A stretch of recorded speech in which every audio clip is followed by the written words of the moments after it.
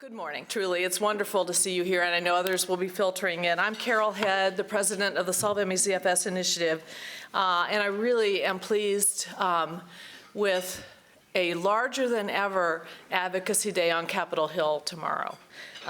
So here, I'm just going to do a quick raise of hands. How many people here are caregivers and do not have ME and are feeling, yay, invigorated? Okay, yeah. Thank you for coming. How many of you have ME and have been planning for a week or two or three, resting up, trying to get ready, and you're actually in a reasonably good place today? I'll count myself there. Okay, and then how many of you have ME, same thing, have been planning for a couple weeks, trying to rest up and get ready, and it didn't work, and you woke up this morning feeling like the dregs of coffee, and you are still here? They're all in bed. And so I think, is this being videoed? Is this going out live on the internet, Emily? I believe so. So for all of you who are not in the room with us here today, please know that we are here for you. We are thinking of you. We understand that the work we can do here in Washington is on behalf of the thousands upon thousands upon thousands of people who are not able to be here. So we are your hands, feet, and voices. So we do think of you, and we are here for you. This is the first time we've ever done this kind of an event in which we really help people on a personal level understand how better to explain the disease and advocate for themselves with doctors, family, friends, et cetera. And we have a powerful panel that's going to be working with us on this today. I do think when you put together what's happening these 2 days and then the 2 days of the NIH conference on Thursday, Friday, who's able to stay for that? Or is that just a bridge too far for sick people? Okay, a lot of people. And that is, as you know, will also be live streamed so you can be watched live or later. First time ever, the NIH has done that, a conference on ME. And while the NIH has not yet stepped up to the plate regarding our disease in the way that we all know makes sense and would be equitable, there are many first steps being taken by the NIH, and this conference is one of them. So we're pleased that that is happening. Just one quick sort of housekeeping-ish note. I know there are several of you who, particularly folks with POTS, who are going to want to lie down. And if so, there will be no problem with you just coming up. I would suggest you come up to the front and just lie down and hope you won't be alone. And that's just part of the deal of having ME. So please do not hesitate to do what you need to do to make yourself comfortable and able to absorb the learning today. So with that, we really have an extraordinary panel here, and I have to give huge kudos to Emily Taylor. Emily, are you here somewhere? Emily, so she's off somewhere else doing something very important. And also to Shauna Woolridge, who's in the back, who's on our staff. She's and Carmen Craiglow, who is also on our staff and off somewhere doing something equally important, and Allison Ramiller, who's our director for research, who's also working with us here today. So let me get us started. I want to introduce our moderator for the two panels today, Sharon Stevenson. Sharon has actually 2 PhDs. She's also a partner in a venture capital firm and serves on the boards of 4 different firms in the health technology arena. Her VC firm has specialized in the life sciences, and she has deep knowledge of clinical trials. She was a tenured professor at Case Western Reserve and is the author of 132 publications. But as though that were not enough, she recently went back to school and got a board certification in patient advocacy, which was the first time I'd heard of this, and evidently it is a relatively new certification. There are 300 certified patient advocates in the world, in America, and Sharon Stevenson is one of them. So with that, Sharon, can you come on up and kick us off? And I am so delighted that you have volunteered your time to be with us here today. Thanks so much.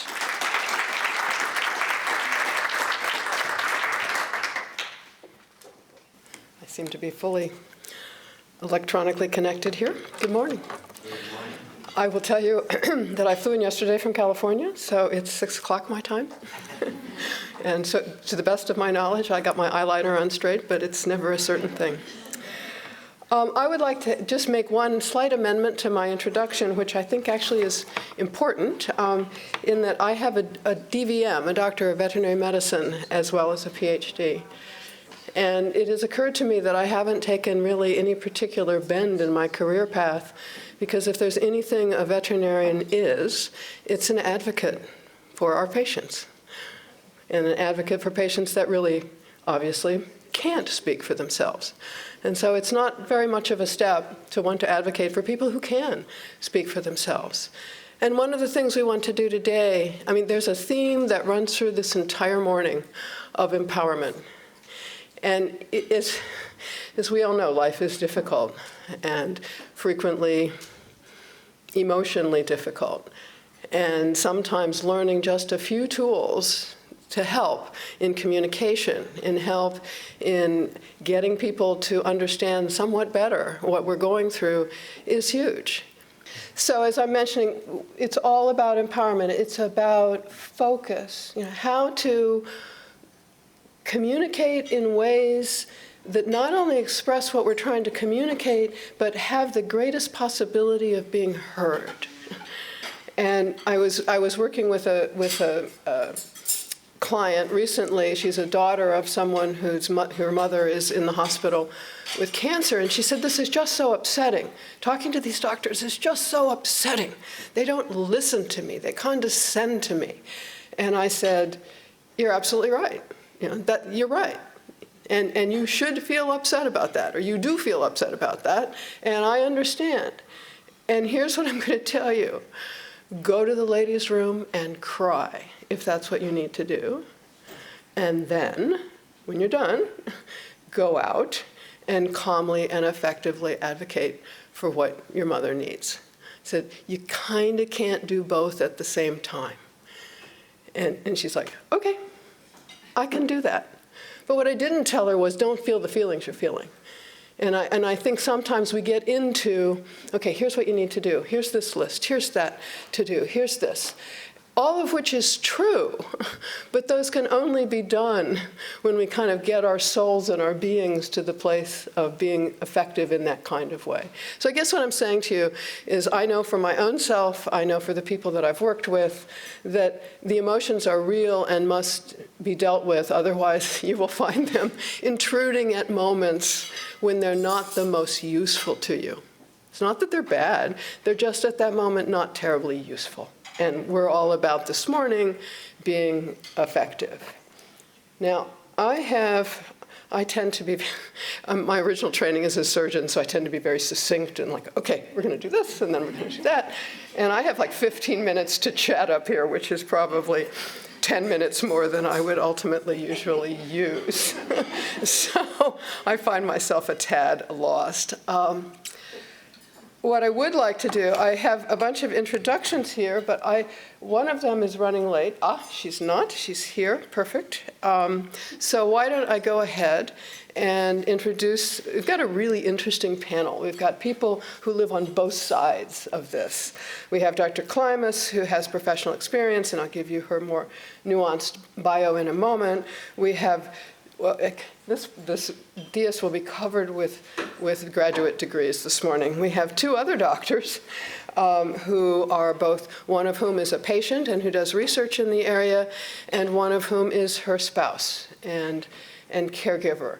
So there's a kind of a beauty. I myself am in that position of having been on the faculty at a medical school, living and working, I would add, as the only woman and the only non-MD in a department of 24 orthopedic surgeons.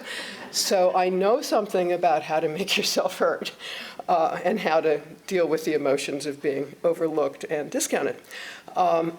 So there's an advantage kind of to having both sides, because you can, I think, perhaps be a little more helpful in being able to suggest techniques that will be useful. So with no further ado, we are talking this morning about how to make the best of your doctor's appointment. And one of the things we will kind of pull out, because some of the questions that people gave ahead of time were about, how do I talk to my GP, who isn't really primarily responsible for my ME, but still I see him or her a couple times a year, and I want to get the most out of that appointment. So we'll talk a little bit about specialty appointments, we'll talk a little bit about primary care appointments, and also the not trivial challenge, which everybody in the US healthcare system has, by the way, it's not unique to this disease.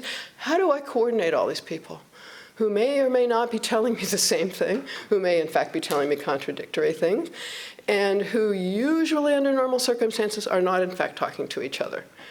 But yet I, the patient, or I, the caregiver, am the nexus of all this information. How do I make this work? So to me, that's very important. So Dr. Klimas has more than 30 years of professional experience and achieved international recognition for her research in clinical efforts in multi-symptom disorders. Myalgic encephalitis, chronic fatigue syndrome, Gulf War illness, fibromyalgia, and other neuroimmune disorders. She's immediate past president of the International Association for CFS and ME, a professional organization of clinicians and investigators, and is also a member of the VA Research Advisory Committee for GWI, which is Gulf War disease, and the NIH P2P CFS Committee, the Institution of Medicine ME CFS Review Panel. She has advised 3 secretaries of Health and Human Services, including Kathleen Sebelius, during her repeated service on the Health and Human Services CFF Advisory Committee. Dr. Klimas has been featured on Good Morning America and USA and the New York Times. As a veteran of a medical school, I would just kind of want to say, when Dr. Klimas is doing all this work, it's volunteer in addition to her full-time job. So it's real devotion. And we have Dr. Camille Birch, who's a patient and also a researcher. She's a University of Arizona graduate with a PhD in biomedical engineering. She works as a clinical analyst within the Software Development and Information Group. She was a recipient of a biomedical cardiovascular training grant from the NIH and a Ramsay Award from Solve ME CFS Initiative. She currently works towards providing answers for undiagnosed patients and living with ME. Her husband, Dr. Eric Braun, is an aerospace engineer at Boeing in Huntsville, Alabama. When not running experiments in ground testing, wind tunnels, and detonation-based engines, think about that for a while, he helps both Camille and other members of his family manage chronic diseases in ME. What we are hoping is that at the end of today, while you may or may not have your own rocket scientist to help you deal with this disease, you will feel more empowered and have more tools and skills with which to do so. So if I may invite up the panelists. And kind of the way this is going to work is people will give their opening thoughts, kind of the things they really want you to pull out of their presentation and their presence. And then we will have some discussion, and we thought it would be fun to kind of give good examples and bad examples. What does it look like when you walk out of your doctor's office and realize, well, that didn't go so well? And what does it look like when you walk out of your doctor's office and say, okay, I got what I wanted out of that appointment, and I'm really pleased. So. Thanks. Hi, I'm Nancy Klimas. I recognize people in the room. I may have the distinction of being one of the longest still in practice ME/CFS, haven't retired yet providers. I've been doing this since 1985 or so. So I've got a lot of years experience, tens of thousands of patients experience, many, many, many patient experiences. So, and I certainly have watched people who use their visit very cleverly and people who who didn't. And so I think that's part of the fun of doing today is the examples. I'm looking forward to the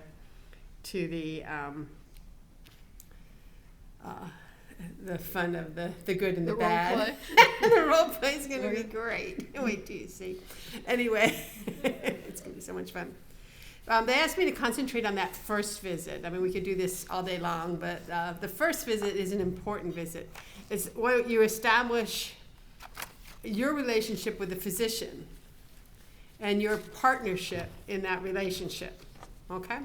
So imagine for a moment you're not seeing some renowned MECFS clinic where they're used to people who lose the train of thought and exhaust themselves in the middle of the interview and all of that. And instead you're dealing with a doctor who's like this.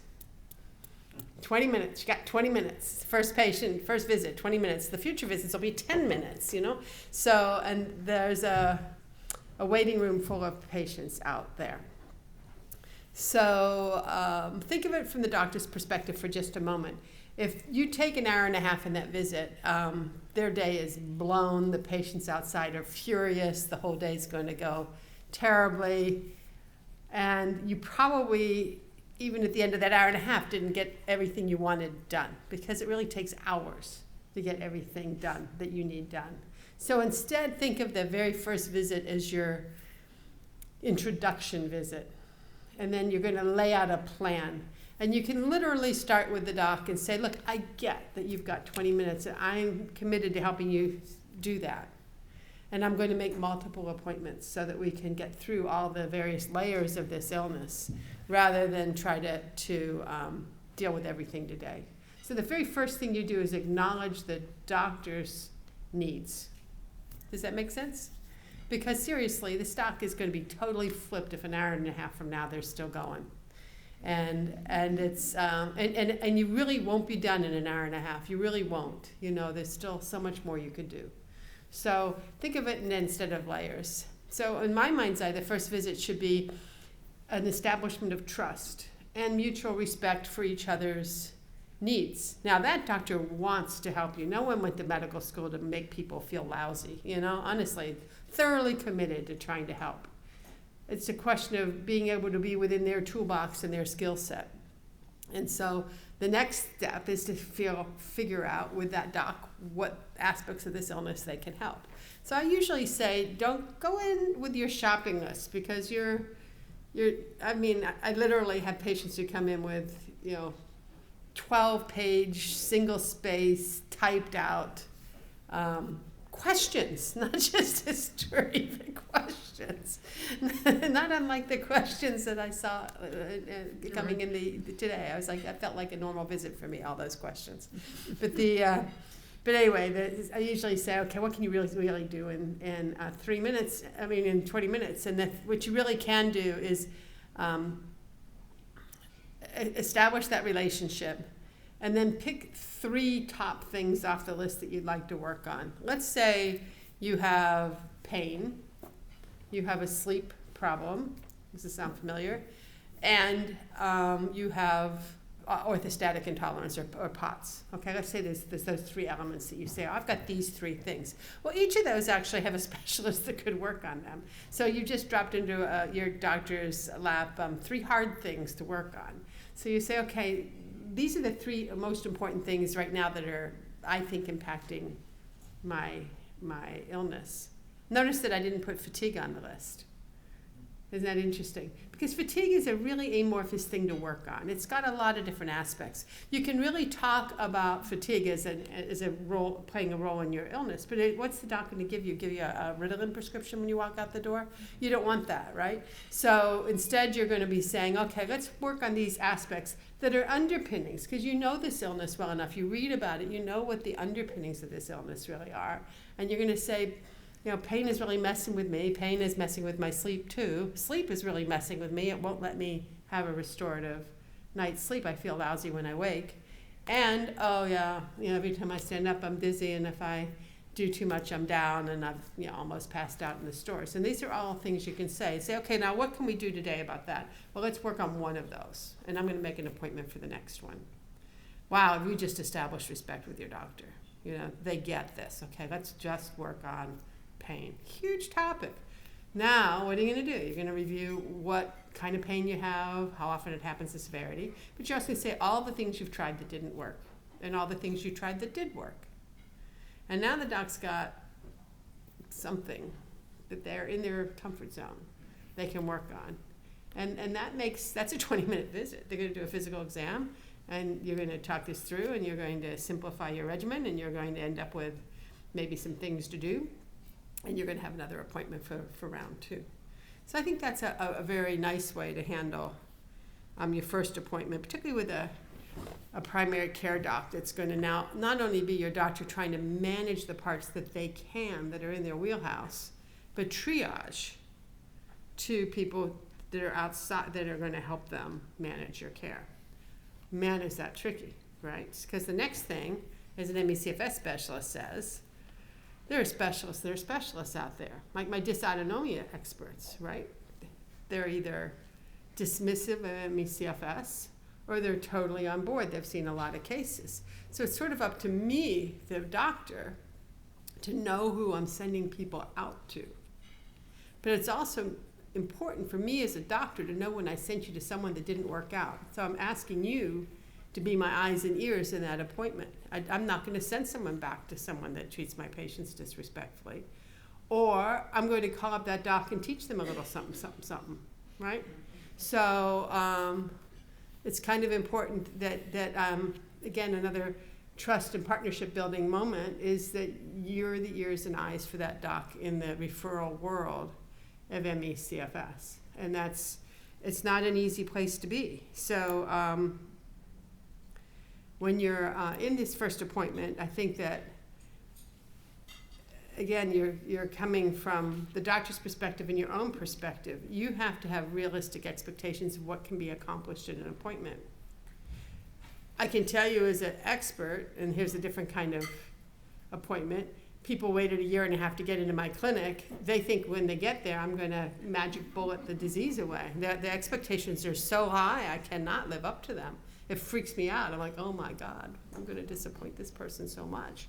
Because this visit's going to be my first visit, and I'm going to layer the care of this patient for very good reason. I know for sure if I do too much too fast, I'm going to make them sick. I also know that it takes me a little time to get to know someone well enough to know where they're vulnerable as well as where their health lies. You know, throwing an 18th drug on their list of 17 is not necessarily in their best interest. My first visit might be stripping things away, trying to find out who's underneath all this drug, you know, because drugs mess with you. So it's kind of important. And that's not an easy relationship to establish off. There's a lot of trust you have to have in me when I say, we need to take some of this away, you know, and you feel like this is what's your lifeline to existing. And so, you know, for me, that first visit is entirely about building the partnership and a level of trust between us that we can then work, make mistakes, back up, move forward, and understand that every individual with this illness is complicated and individual, and what you read on Google is not going to necessarily work for you. Great, it helps somebody. Love that. I have the cup that says, you know, I didn't get my MD degree from Google or something like that. Somebody gave to me. I love that. That's one of my favorite cups. When people start bringing out their spreadsheets of differential diagnosis, I take my cup and go, was that a Google degree? Are you going to let me, you know, help? Anyway, that's the point, is the first visit is just that. And then the second visit has to be just as realistic. We're going to do things one step at a time. And then you've been ill for a long, long time. So it's not an easy thing to pull you back from the cliff and start layering the approaches to the point where you're feeling significantly better. But it's totally doable. And so you know, that sense of let some time pass, let some healing happen, let's see what the next thing is also a hard thing for a person with high expectations to hear and wrap their heads around. So hello everyone, it's wonderful to be here. So I've been ill for about 10 years now. And just as a little brief synopsis of who I am and where I came from, this disease has been in my family through at least 4 generations. And so I kind of grew up sort of knowing people in my family that were sick. And in particular, my mom was always very ill. And so she began getting sick in her early teens, and it took her, like many of you, especially this was back in the 90s when she was about, in the late 90s or so, at age 37, when she finally got some sort of diagnosis, some sort of label. But she was absolutely one of those people who was told, you are straight up crazy, you need to see a psychiatrist, there's nothing wrong with you. So she went her whole life not knowing what was going on. And I grew up as a little kid kind of just always seeing my mom something was different, right? And so when I was about 16, I started getting some problems. And then when I turned 20, it became obviously just drastically much worse, undeniably worse. And because I had the benefit, which it really is a silver lining, I had the benefit of sort of seeing this in my family, my mom was able to help me much more so than she ever could to try to get me into the right doctors right away. And I never would have been able to do this on my own because I wouldn't have known what was going on with me. It was just all of a sudden I just lost my ability to do everything I had done before. So like many of you, I'm sure a lot of you have gone through experiences where you've been told one diagnosis and then that lingers for years maybe, and then somebody says that's not right at all. So I was one of those people. I was told for a couple of years that I had an atypical form of narcolepsy, which they didn't even really know how to define it. And so being a scientifically minded person, it just never sat right with me. It just didn't make sense. And I think that's what sort of started me down this journey of trying to understand this disease very well. Seeing as how I had it just like my mom had it, it came on in a similar fashion. So that sort of started me on this path. So what I wanted to bring today when they asked me to speak at this was just my experiences and sort of what I learned from my mom's experiences of going 37 years without knowing what was wrong. And my mom was a former nurse, so she loved medicine. She has that medical-minded brain.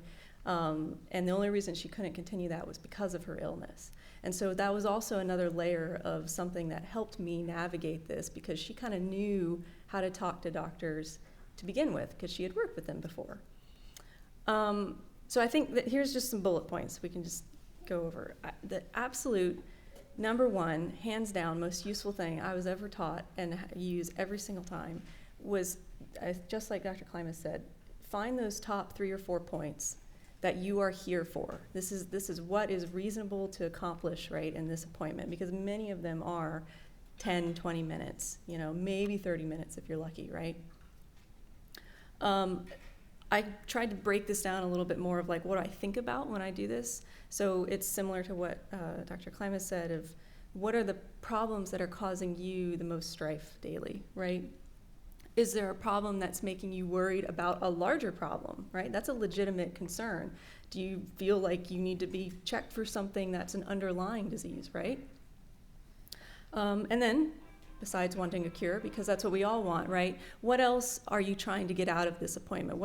Really be very specific. What's the thing that you want out of this appointment? For me, a lot of that is about prescription management because there is no treatment, right? So it's finding that doctor that you can work with to say, look, I don't like being on this medication. It makes me feel funny. It makes my mood weird, whatever it is. And managing those medications. That experience with going through with my mom kind of teaching me and sort of coaching me how to do that is probably really the only reason why I'm able to do the work that I do today, is because I was sort of taught how to just find that playing field where you can at least have a daily life that's manageable, right? You're not going to cure it because we don't even know really what it is yet, but you're going to find a point of stability that I like to call. Just find that point of stability with your disease. And then here's the thing, I have a funny memory of my mom, like in her bathroom, putting on her makeup, talking to herself in the mirror. I must have been like 6 years old or something.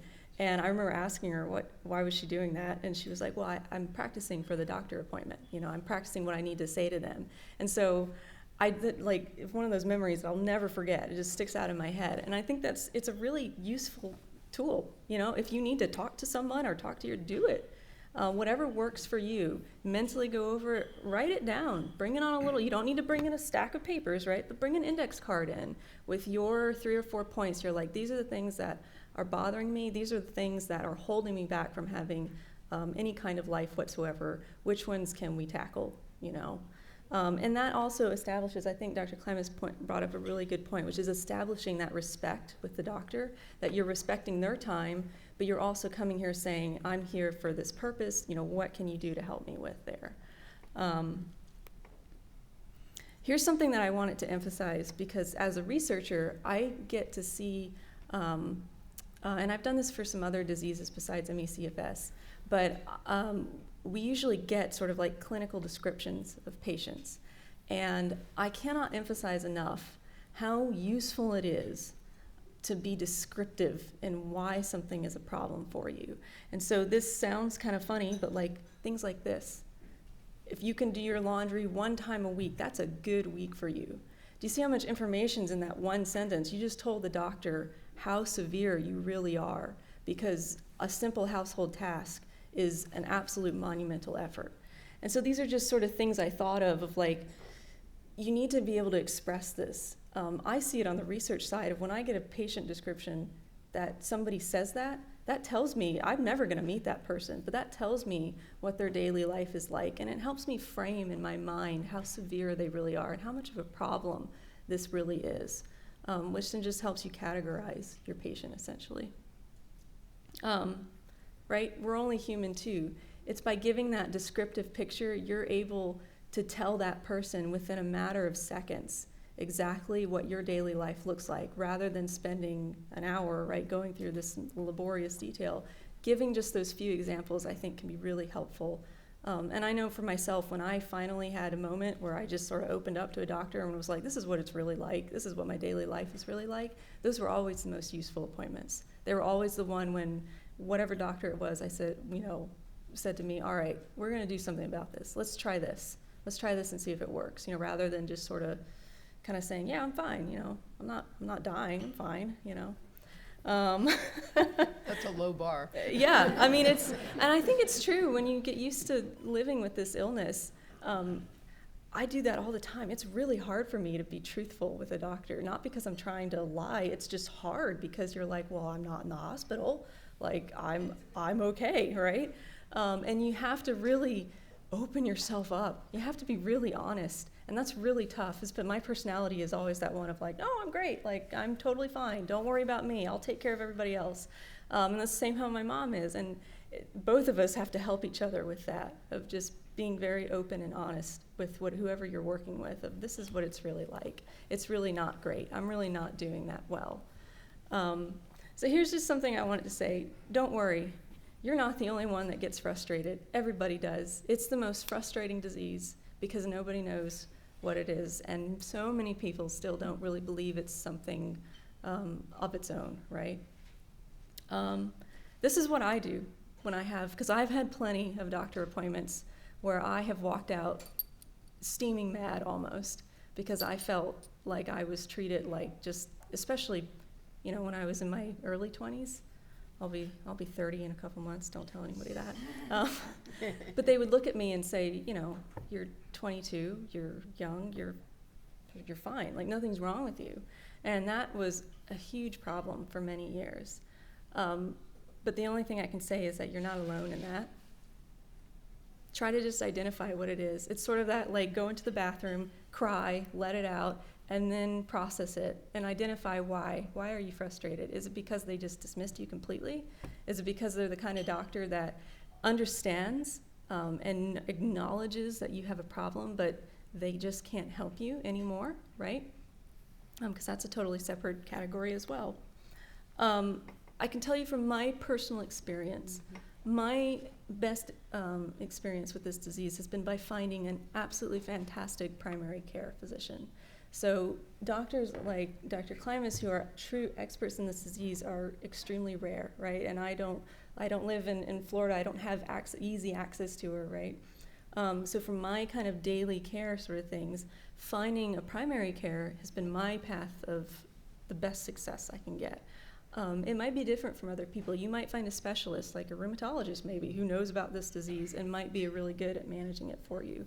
But it's finding that doctor that's just going to treat you with respect and be there for you to help manage your symptoms, right? I did find mine through the program MD VIP. It does cost money to subscribe to it because it's sort of like a special doctor program where it's sort of how doctors used to be, right? You can actually spend a good 45 minutes to an hour with them in your appointments. They're very easily available. I just wanted to put that out there. If anybody's really looking for something, you might want to look into that for your area. It tends to be more preventative care, so they tend to have more time to spend with their patients. So for me, it's worth the financial cost of that because I have a doctor that's accessible and able to really sit down with me and talk with me. Can you tell us what MDVIP means? It's a business. Yeah, it's basically a business that a doctor basically, I guess they subscribe to it, or they, yeah. Yeah, you promised to limit your practice to just a few hundred patients. As a concierge practice. It Yes. is. Concierge That's practice, exactly right. You Yes. subscribe to it. It's a nice model, and there's more than one kind of model like that out there. But that is a good one. Yeah. And if I had my druthers with MDVIP, I'd be looking for integrative or functional medicine in that list. Right, yep. Okay, so here's just here's the bright ray at the end, because I can tell you, I have been at least lurking, reading the science in this disease for the last 10 years. And it's really been in the last 2 that I've really gotten involved with it, with the work that I do. And there has been an absolute explosion of knowledge in this disease in the last 5 years, more than there has been in the last 50, probably. And so for anyone out there who does feel just hopeless, right, there is so much coming on the horizon. There's a ton, and it's just a matter of time. I mean, it's simply a matter of time before we really identify what the root cause of this is, and or what the root cause of multiple forms of this is, right? And then as far as just some resources, so I'm in the genetics field, which genetics is sort of a weird field, and it's not really taught as much. I have just put some links up here, which I'm sure we can find a way to share these with everyone. These are just great resources for patients, especially if you go and you get tested for something. It's kind of, if you don't know genetics, which I didn't start in the genetics field, it's really confusing what all these terms mean. These are just some resources I thought I could share with the community here of just learning about the basics of genetics if you have to get tested for something like that. It just gives you more knowledge so you understand what your doctor's telling you when they give you a result back. And then finally, this is like my thing that I always say. I always tell this to every intern. It's just, it doesn't matter what your background is. Like, this stuff is not difficult to understand, really. Like, you're capable. I mean, this is a patient population that is probably the most well-informed scientific patient population there is, because there is nobody else to help you, right? And just to know, it's just a bit of encouragement that there are some great free resources out there to help you learn some just terminology, right? Just the basics of some biology, so you kind of understand what's going on a little bit more. Khan Academy is my favorite one from YouTube because it's all free. They're just very short, 5 or 7 minute, maybe 10-minute videos, and they just talk about a certain property of biology. And it just helps you understand, maybe if you had a genetics test done, what does dominant versus recessive mean, or something like that, just so you feel like you're a little bit more on the same page with your doctor when you go to that appointment. And then finally, before I hand it over to my husband, I feel like every single one of you out there, no matter who you are your own best advocate. There is no one who can advocate for you as well as you can. And I should have put this bullet in there, I was thinking this last night, which is don't doubt yourself. I know that's so hard because I do it all the time. I still have to constantly remind myself that I'm not normal, that it's not normal to, collapse after walking around for 2 hours or something. Don't doubt yourself. You know your body better than anybody else. And if something doesn't seem right, that means something's probably wrong.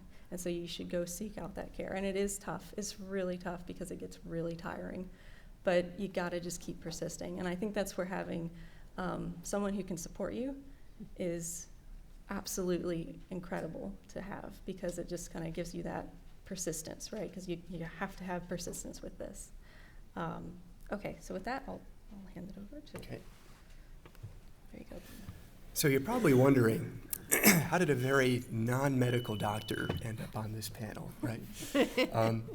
And to me, I'm very honored to be here, to be able to give a few thoughts, especially in my relationship with Camille.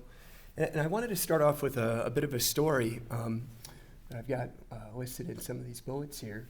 So my sister, when we were in high school, I'm about a year ahead of her. This is around the 2000 time frame, was complaining of pain, fatigue, those types of things. And she ended up being diagnosed, I believe, with fibromyalgia. That's probably the first time I heard of that term. I wouldn't say we were exceptionally close around high school.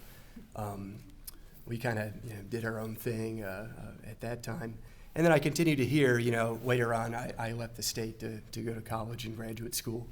Heard about, her eventual master's degree and the difficulty of getting through that, and then, remaining employed, having all those types of difficulties. And really, I didn't think, I guess maybe I wouldn't say that I didn't believe it, but I don't think I put a lot of thought into it at the time. It's very difficult to hear about pain and understand what that really means, right? Until we met about 3 years ago, right? Got that right, okay. So, Points. interestingly, this came up, I think, in probably our second date or so, that she had been diagnosed with this. And I was really struck by how similar my sister's case was to hers, in that, you had a significant decline in your ability to exercise in the kind of high school years to early 20s. Same thing, with very difficult time getting through graduate school, maintaining like a 40-hour week type of employment. Really to the point where, over the last couple of years, I've gotten quite opinionated, I think, about MECFS, to the point where, I come around to these conferences when I can. And, it's something that I guess the most important thing, I think, for me, being in kind of a caregiver role, is just understanding different stories and being able to see how many people have the similar type of symptoms here. And of course, there's many different, I think, types of symptoms or categories. But really, for me, I did like to especially see that documentary, Unrest. That was very kind of shocking to me to see how many people are in this type of situation. Additionally, the stories that are on this website for the organization really helps me. I don't think anything can make caregiving easier, right? Especially if you have a crash or something where I need to help out quite a bit. But it definitely makes me feel a lot better, and I think it's good for anybody in a caregiving type of role to go through and take a look at the biographies, as difficult as some of they are to read. But take a look at them, take a look at the additional information that is out there and available, especially through this organization and others. So anyway, I'm very excited to see that Camille is working in this field, right? I think I put there, right, it's tougher than my job. So, and by that I mean, especially when it comes to genetics, I'm trying to get a better understanding of that right now. I've got Genetics for Dummies, right? I'm trying to get my way through that right now, just so I can be, if anything, a sounding board when she has different ideas, because she's the type of person, if she explains something, you either get another idea or understand something better by explaining, right? So, yeah, really, it's amazing how many different sources of information there are when she's trying to work with genetics. The gene variants, whether it incorporates statistics. It's led to a lot of very interesting evening conversations that we've had. And I really look forward to seeing how her career unfolds. And I think I'll be working as hard as I can to keep her in it as long as possible. Good. Okay, that's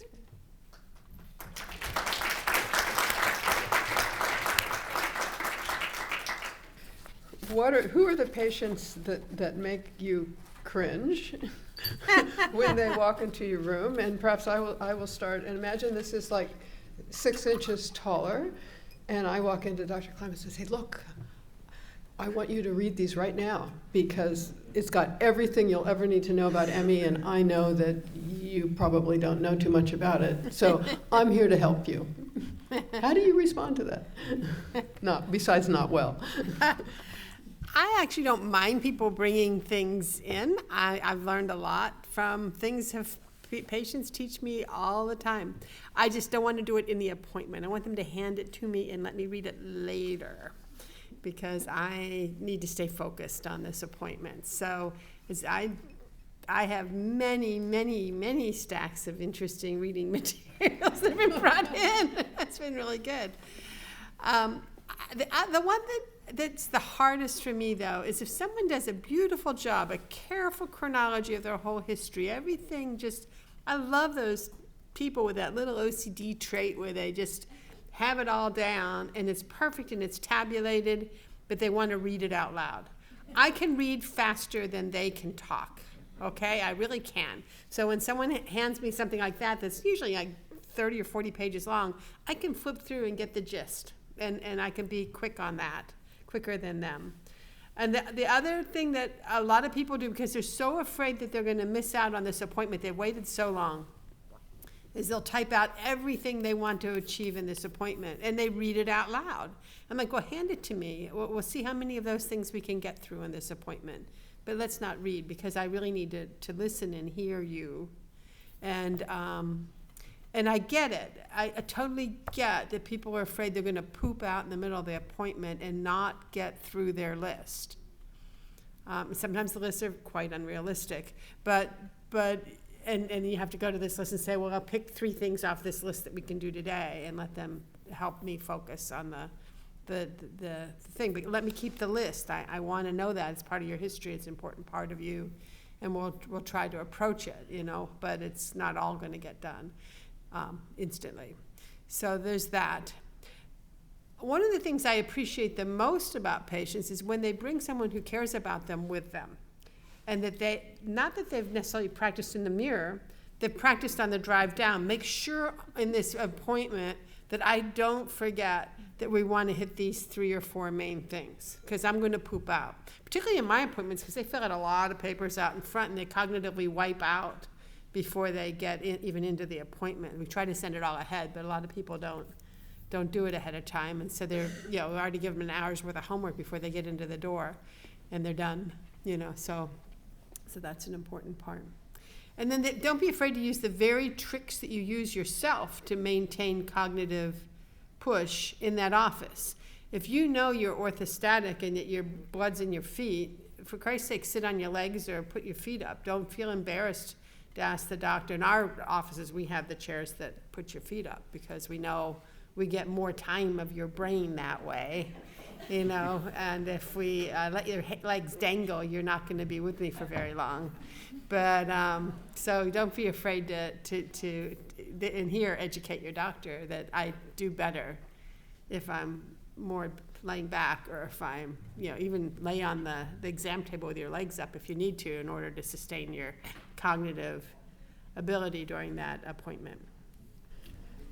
And how about if I walk in and I say, okay, I've done a lot of work and I've decided that drug XYZ is the right one for me, so will you write a prescription for me? Oh, I hate that one. Particularly if it's a restricted drug. Every doctor is highly suspicious if you come in asking for a pain medication. It's a terrible way to start a relationship with a doctor on the first appointment, is to ask for a pain medication. Particularly a restricted one like a narcotic, then you pretty well pegged yourself as drug seeking, and the rest of your experience is going to be poisoned by that. So be aware. But even the people that come in that researched and they've decided that their whole problem, some people are really, really, really, really smart. I've got lots and lots of PhDs and MDs and DOs in my practice, and I had one just the other day. He was getting, by Bitcoin, a drug from Russia that affected a particular pathway. Well, clever him for figuring all that out, but it's never been tested. And I'm like, a Bitcoin, Russian pharmacy, prescription, He's a really smart guy. I mean, super smart guy, and I mean, really smart. I mean, he was on the great path. I loved talking to him. I learned a lot from him, and I would love to do that study, But I was a little nervous that I didn't even know the source of the material he was taking. So that's a good example of what I see every single day. We do a lot of research, and we publish that research, and people come seeking us because we're on this path. Like we published something on NF-kappa beta. Well, someone does every kind of work on what hits that pathway, and they come in, they want me to write that drug, and it's some $250,000 monoclonal therapy that will never be approved by their insurance company under any circumstance. And then I have to say, okay, now look, did you know that omega-3 hits that pathway? And a couple other things, why don't we just start slow and go high and see where we are? So usually I'm negotiating. I think one of the principles here that we're trying to pull out is to give the symptoms and signs and then the effects those are having in your life, but not have come to a conclusion. Let the physician come to the conclusion about the appropriate therapy. Yeah, I think, you come for their expert advice. You can choose to take it or not, but you need to let them have their moment to tell you what their advice would be. And that's important. As long as we're on drugs, it's kind of drugs 101, and I think most of you have probably have this, but the list of what you're actually taking and maybe what you've been prescribed but are not taking, and then the additional things you're taking that perhaps weren't prescribed by a doctor, with the name of the drug and the dose and how often you take it. And because you can come in with a great, with the gallon-sized plastic bag of the bottles, but that has its challenges as far as communication. But I mean, my husband, for instance, has a chronic disease, and he takes a fair number of meds. And even with my background, I literally sit there with the bottles when I make this list or update this list to make sure I have it correct. Or take pictures of the bottles. You can do that too. Because particularly the nutrients, nutraceuticals, because there's a lot of stuff on the back. You take that picture, you might find out you're taking a very toxic dose because you've got, say, B6 and 6 different things. And this is kind of bringing us to, and we'll get to you guys in just one second, is this whole honesty thing of you really kind of have to come clean. And simultaneously with that, of course, is feeling and being in many ways tremendously vulnerable. And that's not easy. It's not easy for any of us in any part of our life, and particularly sitting in what feels like a not terribly comfortable situation with an authority figure on the other side of the desk or the chair or the space. But nothing is gained, well, not nothing, but the most will be gained by being as honest and as you can be, and then dealing before or after, or taking a moment to breathe during, the feelings that go along with being that open and honest. So you guys, we talked about what doesn't work well with the patient and caregiver in the room. And although I know this has never happened to you guys, maybe you could talk a little bit about what can go wrong. I think one of the main things we pointed out is as like the caregiver role, you're there to support them, right? You want them to sort of have their voice and speak up, but don't bulldoze them, right? Don't override them. He's never done that. I can say that. He's never done that. But I'm sure there's plenty of scenarios where that could be done, and it could be done out of the best of intentions, right? That you're just trying to help your loved one so much. And that's just something to watch out for, I think, on the other side. And then the other is part of that practicing is sort of be on board what you're there for, because you don't want the two of you to be contradicting each other, right? You don't want your husband to be like, but wait, I thought it was this thing that you said you wanted to talk about, right? Because it just doesn't flow as well, right? So it's just part of that communication, I think, beforehand, so that you're both on the same page. You kind of know what the goal is. Your caregiver can be on the same page of knowing what you need them there for. A lot of times, I've had a lot of experience in doctors by myself because we've only been together for about 3 years, so I don't always need him to really be there. Sometimes I just need him to just have his ears open and just help listen as well, so that when we go home I can be like, did I hear that right? Right? That's what they said. This is the plan, right? And that's sometimes the most helpful thing for me. So it just depends on what you need and on your style. And I think it's just all about open communication between the two of you. Yeah. Now, here's, I think, one mistake I did make. Being I guess, science-minded person, you know, I thought, let's buy a whole bunch of different types of supplements and try different mixes and this and that, right? Yeah. Horrible idea, I think, in the end, because you had a bad reaction to probably the That's true. first one that we tried. That's true. So yeah, I think after that, not to say that some supplements can help. I'm sure there are some, but I got to the point where I really would rather see a doctor diagnose and give you a medication other than trying things like that sometimes. Yeah, I think with that, you just have to be careful. I mean, we've all been down that road, right? You just got to be careful. You got to really do your homework on what vitamin supplements you're trying. Because certainly some people can respond well to certain things, but you just have to be careful with it. And that's why I think it's good to bring it up with your doctor too, because they can help you on that. You might not realize that you're taking too high a dose of something, right? That's real easy to do. I've almost been down that road, yeah. So that's just another aspect of that. Dr. Klimas, you mentioned one situation that sort of stopped us all in our tracks when we were having the phone call about the patient in the last 5 minutes, dropping very important information on you. Yeah, this has happened to me, unfortunately, more than once, where you've just had a very, what you thought was a tough but solid hour with a patient, and you've moved the needle and it was time to move to the next patient.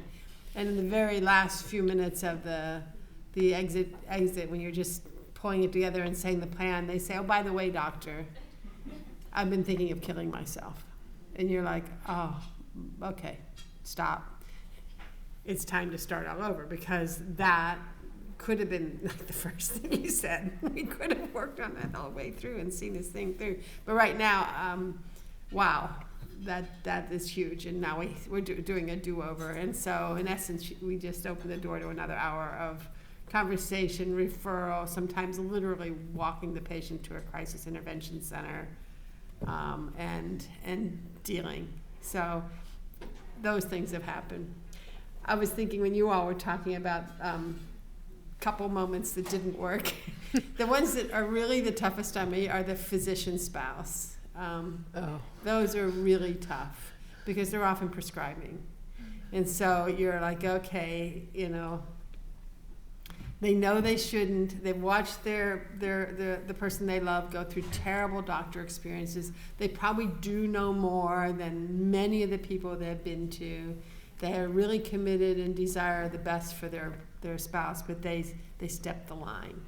And now they're actually the prescriber, the physician, the clinician, and it changes their relationship.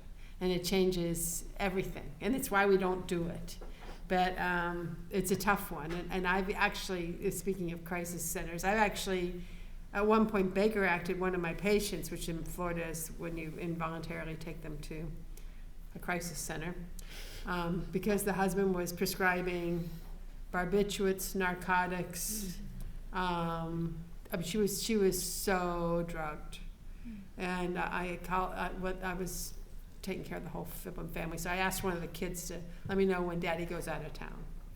And they called me up and said, Dad's going to be in France for 2 weeks. And I went over there with a briefcase, with a Baker Act, with an appointment, and picked her up and took her to a detox and admitted her to the hospital while he was out of town, and started the whole, which turned out to be the best thing that ever happened to this family. But it was such, you could just see how it had steamrolled down to this horrible point. He couldn't see her in pain. And so he was drugging the hell out of her, you know. So be very wary about your own boundaries. What's your relationship? And yes, you're both becoming Google experts or even real experts. Even, you know, I won't write prescriptions in my own family for very good reasons. And it's just slippery slopes you down a path. The two of you often, I'm sure, not often, hopefully, but certainly from time to time, find yourself talking to a physician who knows less about your medical condition and how it feels to be, the both of you, than you both do. So any tips on how to handle that?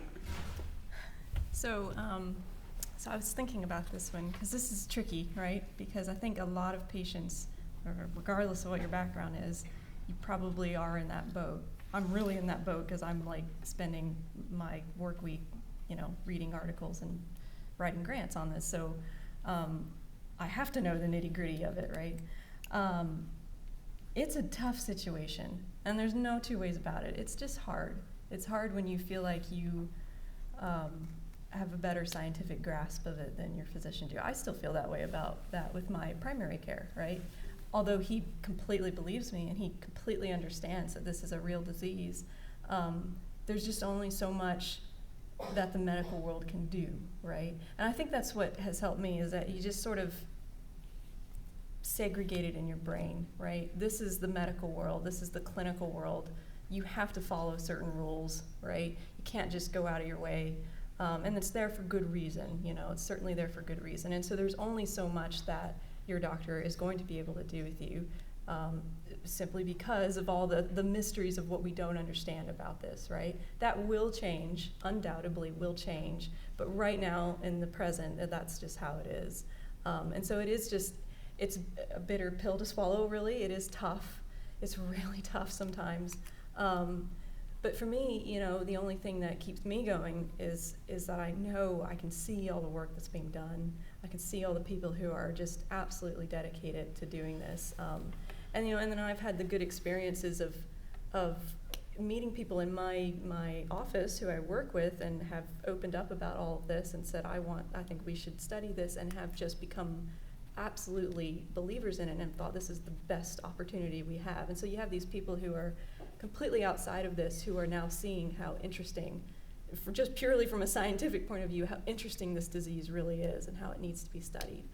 So I guess that's the only way I can really deal with it, is that you just have to segregate those two things, and that appointment is there for its own reasons, and it's all about finding that point of stability in your daily living. But there isn't a ton that can go beyond that, because it can't really be cured. But it's all about finding your stability point, so that you can have at least a good daily life that's better than if you weren't with that physician, right? Yeah, and I'll tell you, one thing that I was really surprised about was after we started dating, how much homework, I guess, you have to do before you see a doctor, right? I mean, my previous experience, all right, I get a broken leg, I get some stitches, very easy for, to understand what to do there, right? I had never really experienced going to a doctor and trying to have to explain things like that. It's very strange to me still, if we happen to go to the same appointment, right? Mm-hmm. Yep.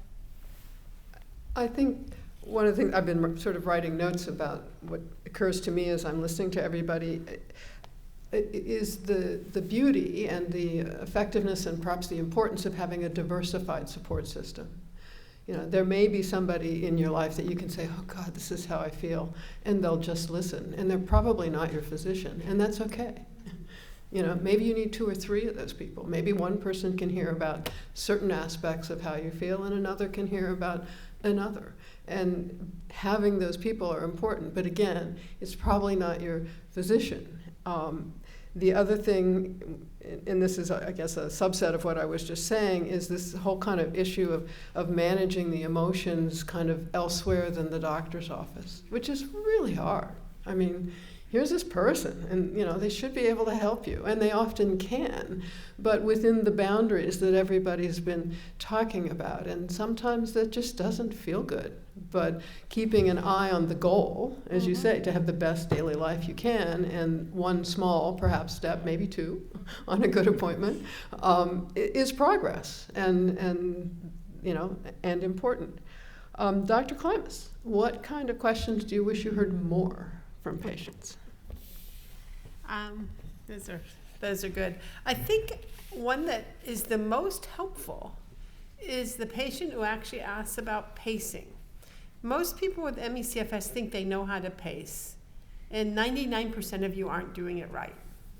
Okay? It's true. You think you're an expert, you've been living with it, you know that the consequences, but you actually don't stop and take the moment that you need to self-assess. and say, how am I doing? I think Alison Bested, who works with us now, she's, we stole her from Canada. Sorry, Canada. She's wonderful. She's written a whole book on this. I would recommend it.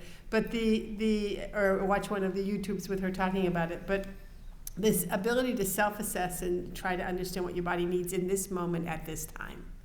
And keep doing that over and over and over again during the day. And the other one that I wish people would ask me, these are not drug questions, right? Everyone wants to ask the magic bullet question, what drug should I be taking? When in fact, this is a lot about illness management. And one of them is, how do I not decondition further? And is there any way to recondition? Now, as advocates and patients, you're all afraid and I'm afraid to even discuss exercise because, it's politically incorrect to talk about exercise. But the fact is that you can exercise a little. You just can't do it very much, And so to suggest that there is not some way to remain at some level, you're not a marathon runner, you're never going to be a marathon runner. Do not aspire to going back to marathon running, right? Please. But it is reasonable to say that you can do small bits in little bits of time, right? 2 to 3 minutes of significant exertion without crashing your poor little mitochondrial reserves and going to the ground, right? So what you're trying to avoid is overexerting. So, but if you do these tiny little bits within your own limit, and it's so personal what that limit is. It might be walking, it might be swimming, it might be just using the rubber band things, whatever, but using something that's physically exertional just in tiny little bits and letting yourself fully recover, meaning your pulse all the way back down to normal and some little more time beyond that before you try to do the next little bit. And because deconditioning is an evil twin to this illness. It's helping everything get much worse. But and it's very hard not to decondition. So I think that's one of those things. And the other question I always want people to ask is there hope in the future? That's so important. If you don't leave one of my visits feeling hopeful, then I didn't do my job. And that could be hopeful about some small aspect of your illness. We're going to get this piece a little better. Or it could be me espousing about the advances in science that are going on. But either way, you should ought to be able to hang on to some hope from visit to visit. Each of you, the three most important points you'd like people to take away from our discussion this morning, and then we'll have a few questions from the audience. In any particular order? You go first. Probably, if I had top 3. Well, I guess the biggest one, because I see it. The number one is hope for the future. Don't lose hope, because there is so much going on. There's a lot of people who are getting involved in this who've never been involved in it before, and that's great. That's exactly what we need. And then I guess the other one would be just work to break things down into digestible pieces, right? That's probably the best coping mechanism that I've learned throughout the years is just put things in little baskets in your head, and that's where it lives, that's where it exists, and you just sort of tackle one small piece at a time. Because sometimes if you see the whole picture, you don't even want to start, right? So I guess those are the two things. If you could really just have hope and understand to try to practice that of breaking things down, and that's just daily life, and in an appointment, break it down to small, digestible bites. Yeah, and I'd say I have a tremendous amount of hope. Not just in your research, but in everything else going on, that there'll be a breakthrough at some point in the near future, I guess. Another thing that I think is really critical, and kind of what my talk was aimed at earlier, is from a caregiver's perspective, it's really important to go out and take a look at other situations and see how they compare and contrast with the one that you're in. And it's made me feel a lot better about how I take care of you on a daily basis. Mm-hmm. Third one, I was doing good at 2. It's okay. It's good. So I think the take home is establish a partnership with your provider, respect the needs within each individual appointment. Mainly these are time and reasonable expectation limits within a specific visit. One that I didn't mention, but I'm going to put right on my sum up list is you don't have to be an advocate at every appointment. You don't have to use your time with your doctor to change the world. It's really important that if you're seeing a headache doctor for a headache, that you don't spend your whole visit trying to convince them that ME/CFS is the real deal. Just go in there and talk about your headache. It really, you'll waste your appointment. How many of you have done that? You know, the appointment is come and gone, and you ended up being in an adversarial relationship with a doctor instead of a partnered relationship around that goal of that particular appointment. So keep your goals as you in mind for your provider time. Okay? Excellent. We have any questions from the audience? Yes. Dr. Klimas mentioned a functional medicine doctor as a good resource, and I was wondering what you meant by that and what you thought that The question is about functional medicine doctors and how they are resources. So what you heard earlier was that you need extra time with your doctors because this is complicated, that you need a partnership with a doctor. And I'm going to say this other thing, that it's your whole body that's messed up, not just one little piece of it, right? So someone who's thinking whole body approaches is going to be your best primary care doctor in this instance. So integrative medicine and functional medicine tend to take on the integrated body systems approach. That's the whole theme of our research at our group is homeostasis and integrated systems, immune, endocrine, autonomic, and so on. And so you'll see in our own practice, when I moved my practice to Nova Southeastern University 6 years ago, I'm an immunologist, and my partner, Irma Ray, internal medicine, infectious disease kind of doc. And then Dr. Vera joined us, internal medicine, and Dr. Bested joined us, environmental medicine, and two amazing nurse practitioners, Irina Rosenfeld and Violetta Renesca, joined us, all of them in sort of this primary care mode. 5 years later, we have 3 board-certified integrative medicine doctors in that same group. They all went out and retrained, right? Functional medicine to environmental medicine and so on. Everybody added extra levels of training when we got together because we sat down and said, what could we be doing better that would really help our patients? And then we went out and sought more skills. And these are people that have been doing this for decades. So, and we're very excited about the outcomes we're getting because we took on that approach. So I think most communities you can find that without having to find an ME/CFS specialist. And at least you'll have their headset starting at the beginning, kind of from the right space to accomplish this. I think we have time for one more question before break. Someone's standing up, so we'll. Yeah, this kind of goes to the kind of challenge of, when you go to a doctor, and we had one great relationship. We loved her, but she had no training background in ME/CFS. And so, of course, she went through the, I think, appropriate testing for illnesses that were more serious, sharing similar symptoms and all.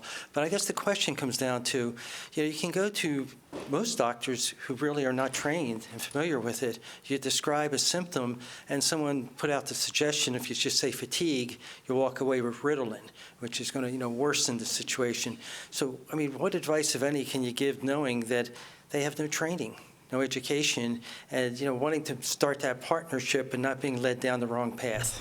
Huge assumption that they don't know what they're doing. Mm-hmm. They don't know what they're doing under the umbrella of ME/CFS, but they trained for a zillion years to be physicians. They know a lot. So the question is how to frame this within this space that they feel confident that they can approach it. So one of my favorite examples is sleep. You walk into a doctor, say, I'm getting lousy sleep, and you walk out with, Ambien or something. Well, that was partly on you. You said, I'm getting lousy sleep. What you needed to explain is, I don't have insomnia. I fall asleep just fine. I wake up in the middle of the night. I'm sleeping very lightly. When I wake up in the morning, I'm exhausted. But I don't have trouble falling asleep. Or I do have trouble falling asleep. But then I wake up in the middle of the night. Whatever your story is needs to be fully told to the doctor. Now, this doctor's been super trained in what to do with sleep disorders. I mean, internal medicine, family medicine, and of course sleep doctors, let's not forget them, all have tremendous training here. So it's partly trying to say that. And then the other part, I've tried X, Y, and Z. They all made this so much worse. Please don't give me a Valium type drug. I'm so much worse. And then you give them some space to work in. Or when I use the usual doses of drugs, I'm just totally snowed. Can we really start with a pediatric dose here? And then you got a partnership. You made a deal. And any doctor's going to be happy to give you less. So that's pretty cool. I think the other thing is this group and others are providing more information for patients to be able to hand to their doctor. There's a 4-page on our website summary of the Institute of Medicine point of view on MECFS, which is 4 pages. We're going to work on a shorter one in order for limitations of time. Index cards, where you get it in a way that we can make the points and with references, so it's scientifically based. And this group is also working on an entire patient advocacy booklet. So there's, as Dr. Klimas is saying, there's kind of a describing my symptoms, being focused, and being willing to do some education in a respectful partnership kind of way. Thank you, Ms. Yeah. I think we have reached the end of our allotted time period. I hope you guys have enjoyed it. We have been very pleased to be able to share what we've shared with you. Pardon me? We start again at 11:15. That's it.